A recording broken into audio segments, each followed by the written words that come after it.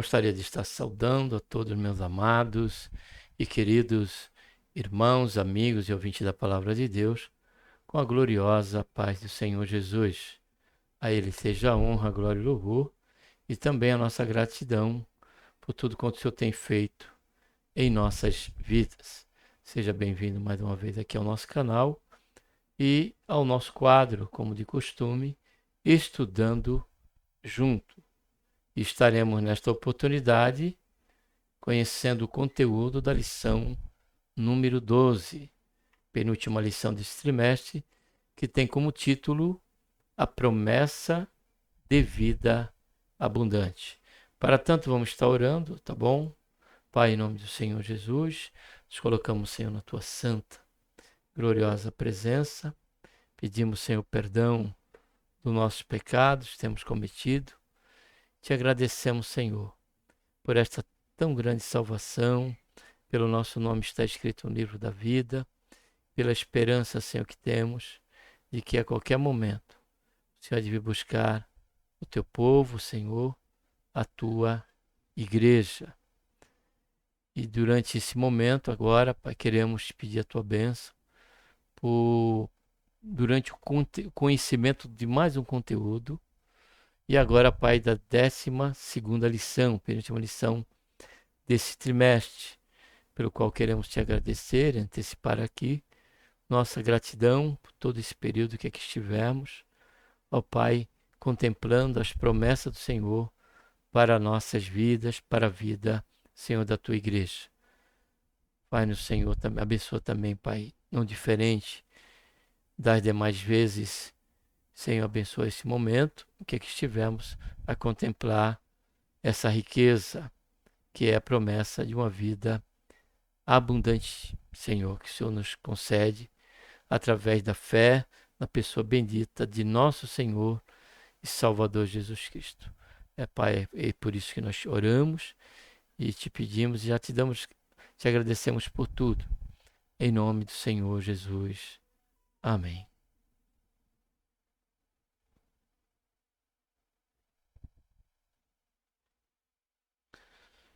Vou estar aqui abrindo o PowerPoint, tá bom?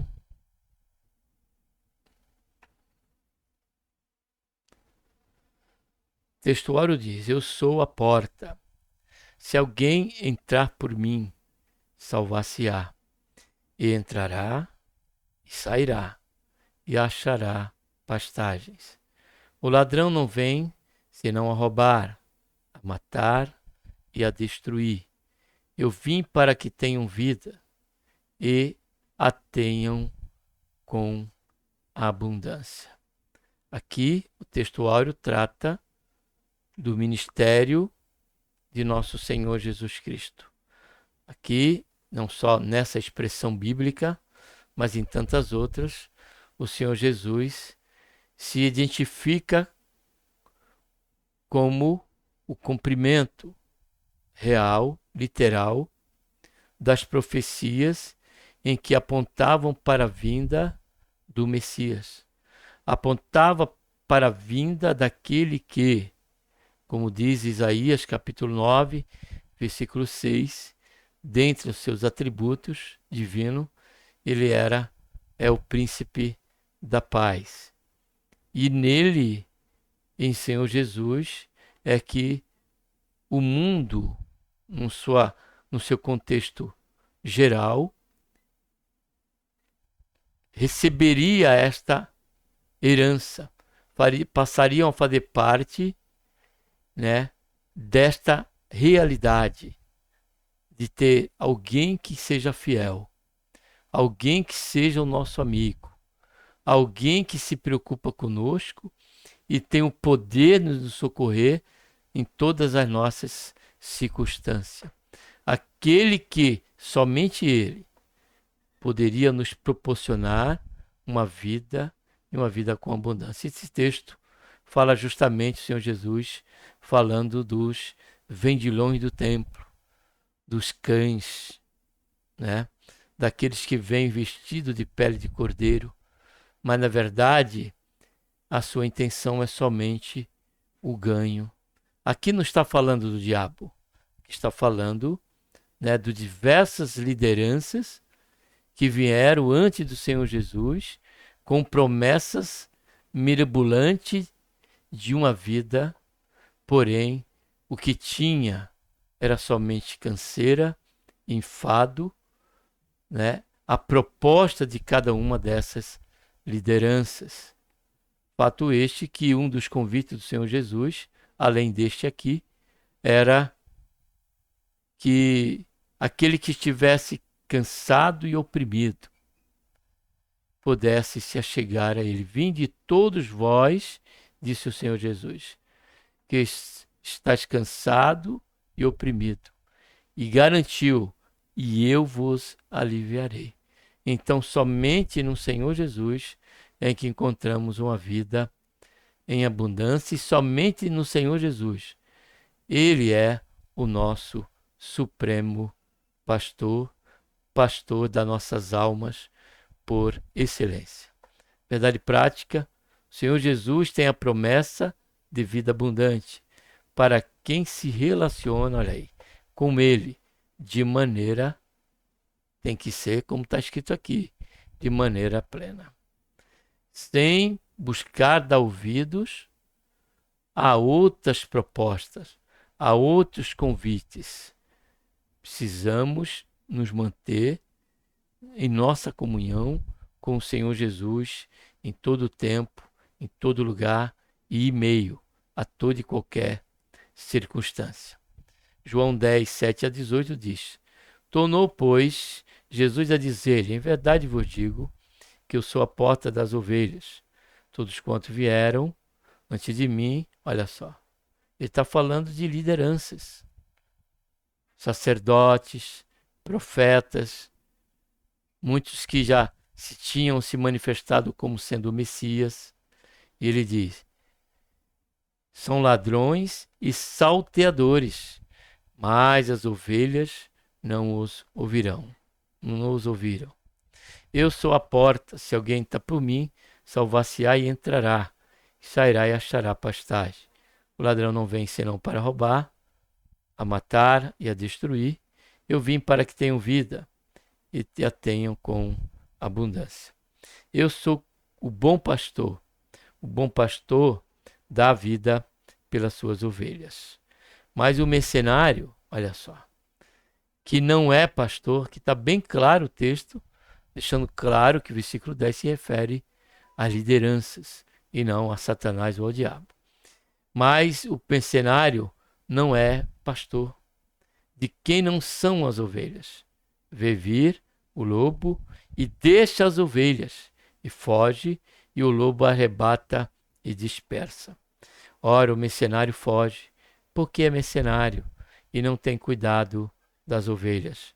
Eu sou o bom pastor, que conheço as minhas ovelhas, e das minhas sou conhecido. Assim como o Pai me conhece a mim, também eu conheço o Pai e dou a minha vida pelas ovelhas. Ainda tem outras ovelhas que não são deste aprisco. Também me convém agregar estas, e elas ouvirão a minha voz, e haverá um rebanho e um pastor. Por isso, o Pai me ama, porque dou a minha vida para tornar a tomá-la. Ninguém me tira de mim, mas eu de mim mesmo a dou. Tenho poder para dar, poder para tornar a tomá-la. Esse mandamento recebi de meu Pai. Nesta lição estudaremos a promessa da vida abundante prometida pelo Senhor Jesus, conforme João 10.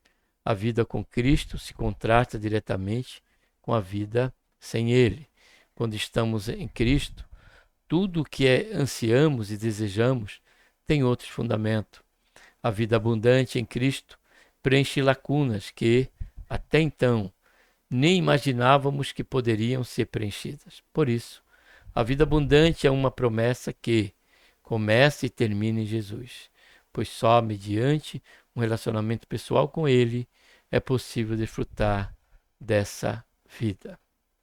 Primeiro ponto, Jesus, a fonte de vida abundante, a fonte de verdadeira vida. O Evangelho de João, no capítulo 10, apresenta o Senhor Jesus como bom pastor Esse pastor se relaciona com suas ovelhas, as protege, se dirigindo à frente delas, o caminho para livrá-las do perigo. Por isso que o convite do Senhor foi esse: vinde após mim, primeiro o Senhor na frente. Vinde após mim. E melhor dizendo, ele diz: aquele que quer vir após mim, negue-se a si mesmo. Porque a nossa garantia de uma vida abundante, ela está nele, em seguirmos os passos de nosso Senhor e Salvador Jesus Cristo.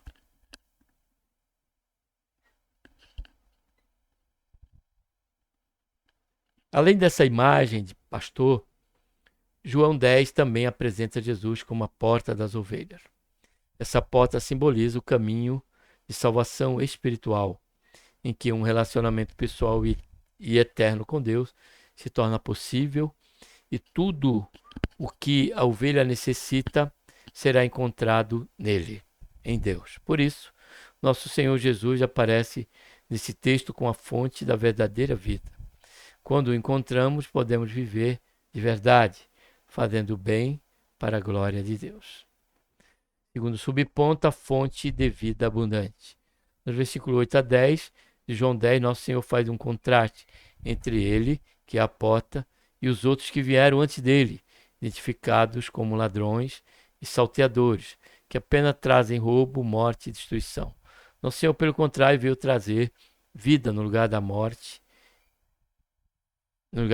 vida com abundância. Aqui podemos fazer um contraste entre o agir de Deus e a ação de Satanás e seu demônio. O diabo, nosso adversário, busca destruir a nossa vida. Plano de Deus para nós: Deus, por intermédio do seu Filho, nos desenvolveu a vida, nos amou, salvou, perdoou, apagou nossos pecados e nos deu a dignidade de salvos em Cristo. Isso é a verdadeira vida, que só Deus, mediante sua graça, por meio de Cristo, pode nos dar. Essa é uma proposta, né? Deixa eu abrir minha tela aqui. Essa é uma proposta do nosso professor. Porém, eu fico com a Bíblia. Se você quiser ficar com o professor, não tem problema. Porém, estamos vendo o conteúdo da lição, e a lição bíblica, ela tem que ter como base as Escrituras. Em momento algum, nesse texto de João 10, Jesus está falando de uma ação do diabo, ou de uma submissão a ele. Porque se fosse assim, no próprio texto e contexto desse capítulo 10, Jesus estaria falando sobre a liberdade que teríamos nele. E que ele, como pastor, veio a nos livrar daquele que só tem como princípio matar, roubar e destruir. Matar, roubar e destruir. Não. O texto bíblico é claro.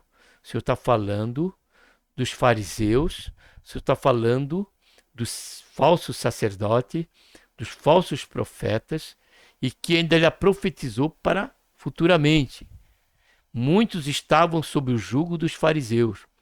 Muitos estavam sob o jugo das seitas de então e da própria liderança de Israel.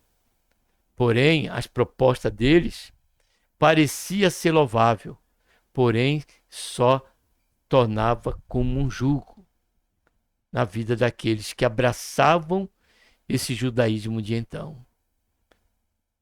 Por isso que o Senhor ele veio e fez e traz esse contraste no capítulo 10 desses homens que não estão preocupados com a ovelha, estão preocupados com seus bolsos. Usar esse texto para se referir a Satanás, né, e nos abstermos da realidade e da essência do texto na sua hemenêutica, é buscarmos apagar esta luz em que este texto quer nos dar, frente àqueles que estão mais preocupados com o bolso daqueles que faz parte de um ministério do que com a sua própria alma, do que com a sua própria vida espiritual. Por isso que eu quis abrir a minha imagem, porque nós temos como crente falarmos conforme a palavra de Deus. Falarmos conforme a palavra de Deus. Aqui o Senhor está nos alertando da possibilidade de muitos ter a igreja, o ministério, como um princípio, né, de uma fonte de vida, de uma realidade que ali encontrou o caminho. O caminho não está no ministério, o caminho não está no título denominacional daquele ministério, seja ela Assembleia de Deus, Peniel, Palavra de Vida ou qualquer outra. A fonte de vida, a abundância de vida, ela está em Cristo Jesus. Todo ministério que foge, né, a esta verdade de apresentar Cristo como a única fonte de vida, esta igreja ela é de Cristo. Esta igreja é aquela que tem como fundamento o evangelho de nosso Senhor Jesus Cristo. Exceto que o Senhor ele veio nos libertar, né, das garras, né, do pecado, das garras também de Satanás. Por isso que ele disse, quando se o Filho vos libertar de João, verdadeiramente sereis livre. Verdadeiramente sereis livre. Então fica aqui esse adendo nesse conteúdo. Eu fico com o texto bíblico que trata dos falsos pastores, que até hoje ainda estão por aí, mas preocupado com ganho, preocupado com a popularidade, preocupado em fazer das suas ovelhas uma presa sua. A este o Senhor Jesus disse que não é para ouvirmos. Temos que ouvir aquele que é o pastor das nossas almas, o Senhor Jesus. Ouvimos a ele somente quando estiverem falando segundo a palavra de Deus. Vamos prosseguir. Não era para tirar o 3. Volta.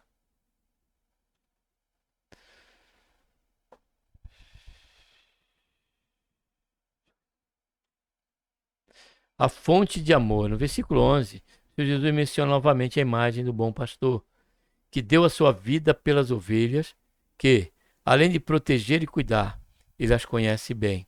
E as ovelhas também o conhecem.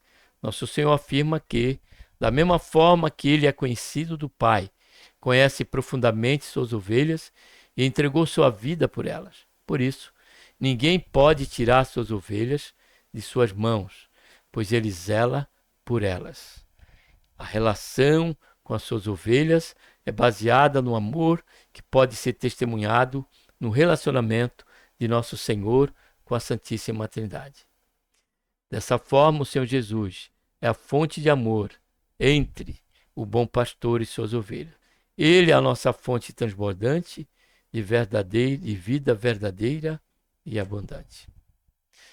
Segundo ponto, a vida abundante. O conceito de vida abundante. Mediante o relacionamento que estabelecemos com Deus, por meio do Senhor Jesus, nosso pastor, podemos comentar a respeito do que significa a vida abundante, mencionada pelo nosso Senhor em João 10:10. Sabemos que o ser humano tem necessidades físicas, emocionais e espirituais. Podemos afirmar que a vida abundante prometida pelo nosso Senhor preenche também as esferas do corpo, da alma e do espírito. Trata-se de uma nova vida integral em Cristo, em que tudo se faz novo, se torna em autêntica novidade de vida.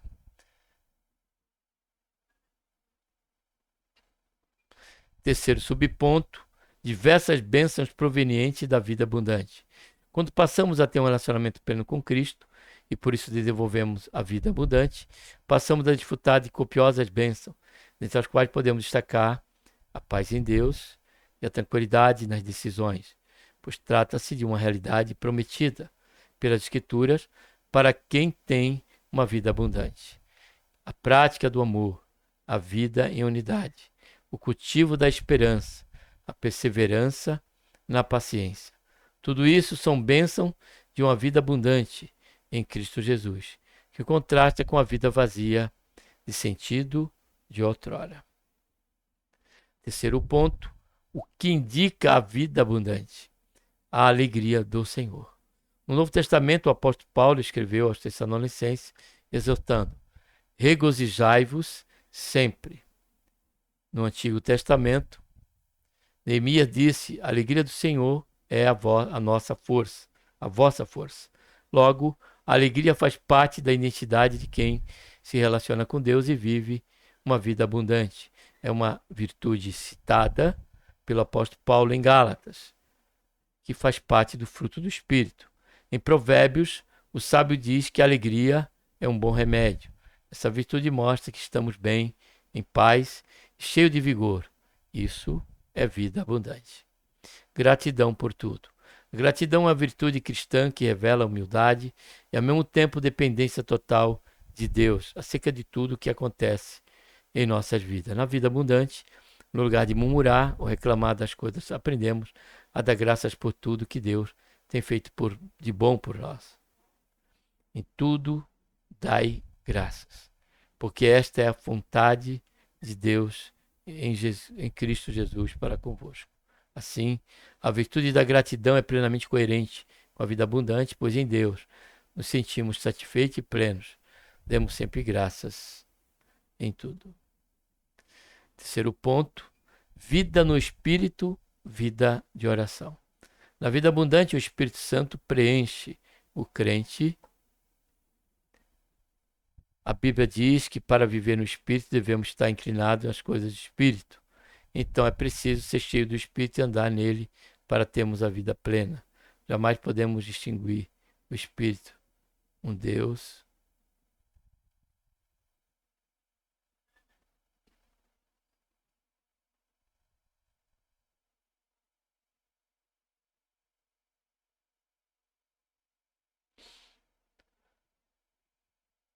Um elemento indispensável para quem vive no Espírito é o cultivo de uma vida de oração. Mais uma vez, o apóstolo Paulo nos exorta: orai sem cessar. Todo o tempo precisamos reconhecer que na rotina da nossa vida devemos ter sempre uma ocasião para orar, quer em casa, quer no trabalho, ao acordar ou ao se deitar. O apóstolo continua a nos exortar: perseverai em oração. Concluindo, o Senhor Jesus é a fonte da vida abundante, pois Ele mesmo nos prometeu.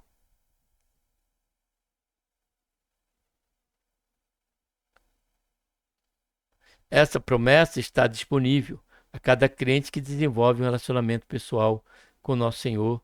Nesse relacionamento, nossa vida é abençoada, podemos desfrutar de copiosas bênçãos, além de andarmos em alegria e gratidão no Espírito. A vida abundante em Cristo é a nova vida que Ele prometeu para os que creem nele como Senhor e seu Salvador. Amém? Que Deus, por intermédio de Cristo Jesus, nosso Senhor, nos abençoe e um abraço a todos, tá bom? Vamos estar orando. Pai, em nome do Senhor Jesus, nos colocamos, Senhor, na tua santa, gloriosa presença. Pedimos perdão, Senhor, dos nossos pecados. Queremos te agradecer, Senhor, por mais esta lição dominical, por mais esse conteúdo, e que nós permaneçamos, ó Pai, em Ti, Senhor. Pois somente o Senhor pode nos conceder não só a paz, a alegria, um coração agradecido, mas em tudo uma vida abundante. Independente da circunstância, não nos faltará a alegria e a certeza de que tudo está em Tuas mãos, Senhor. Faz isso, ó Pai, é o que nós pedimos.